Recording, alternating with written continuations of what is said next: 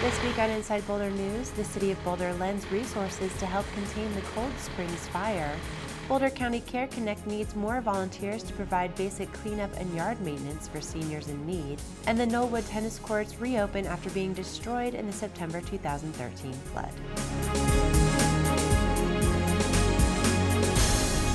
Welcome to Inside Boulder News. I'm Ashley Prill.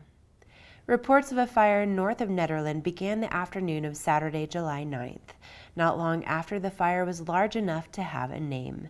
The Cold Springs fire, which started on private property as a result of a campfire that was not properly extinguished, has burned 528 acres and 8 structures have been lost. It burned hot into the week, but fire officials expect 100% containment by Friday. While the fire was in the county, city personnel played significant roles in responding to the emergency. The Boulder Municipal Airport obviously is available for any disasters in the City of Boulder. And in this particular case, I got a call on Saturday afternoon from our fire department saying that there is a fire and they would like to use helicopters to activate a helibase basically here at the airport. Luckily, we had worked with Tim Head, the city airport manager, to start working on a large helibase plan here, which was actually really helpful as far as being able to implement that plan really quickly. So we basically, give them place for the crew, we give them place for the helicopters, we coordinate for fueling, we coordinate all the things that they need so that there's no hurdles between them and them fighting the fire.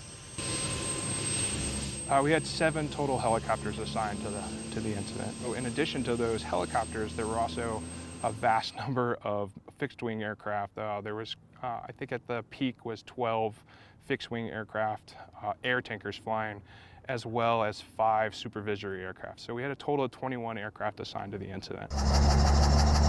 This fire was very impressive from the people here in Boulder that we worked with, as well as the integration of the Forest Service assets, because what they did was they got as much assets on the fire as you could possibly have. So I've been to many fires over the years, and this is one of the fires where they committed every asset available and they didn't hesitate to ask. Air Talk calls us and they give us directions where they want us to drop water, and we talk to the guys on the ground.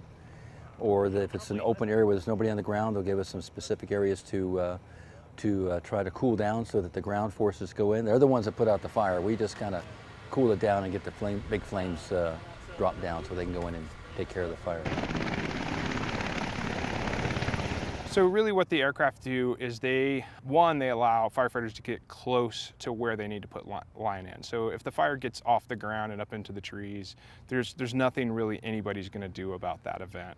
Even the aircraft are not that effective against crown fires, which is the fire burning through the tops of the trees. From the beginning of this, the short tail is it was unknown origin in the beginning. When I arrived on scene, the fire was a little less than an acre. Very rapidly transitioned from what I would call a small manageable fire to transitioned up into the crown. We started having single tree and group torching, and from there the fire started making significant crown runs. And as things evolved over the next couple days, the fire was really centered right in the middle of a lot of our critical water infrastructure. We had Lakewood Pipeline just to the north of it. Barker Reservoir is a huge component of our water supply. That was just to the south. And it was burning in the direction of our Batasso water treatment plant, which is our primary water treatment plant, is key to delivering water to the city. So as it played out, we were working with public safety personnel to make sure we had contingency plans in place. In the event we had to change our operations to protect that infrastructure. We were really fortunate with the significant support that was brought in to address the fire that we were able to maintain operations throughout. So up on the fire line, we actually, we didn't just run the helibase here. We actually had resources up on the fire as well. No one agency can deal with wildland fires unless they're very small. It's a multi-agency effort. We worked with the military, state, local, and federal partners. So. Everybody always wants to see the pictures of the big flames and the fire rolling through and the lots of smoke. But this is where the fire really gets extinguished, is going through and the minutia, the dirty work of being on your hands and knees and finding every single little spot that could reignite in the wind and potentially burn down a house. So this is where the real work of firefighting gets done. Currently, there are crews still working on the fire. They're containing, they're working on mopping up hot spots that are close to the line. But by no means does it mean the fire is out. It means that we've constructed fire lines or have cold trailed, which is working along the edge to ensure the edge of the fire is cold enough to say that we believe under most conditions that the fire will not escape the lines that are out there currently. So that's kind of what containment means. It means we have a line around it, and now we'll be monitoring the fire for many weeks to ensure that that fire stays where it is. For the latest updates about the Cold Springs fire, as well as disaster assistance and disaster preparedness information, visit the Boulder Office of Emergency Management website. Each summer, Boulder County Care Connect provides basic cleanup and yard maintenance to seniors in need as part of their Yard Busters program. Yard Busters is powered by volunteers, and the goal is to help seniors unable to maintain their own yards and also reduce the risk of falls and accidents. But for participants in the program, it's much more. It has always made a big difference in terms of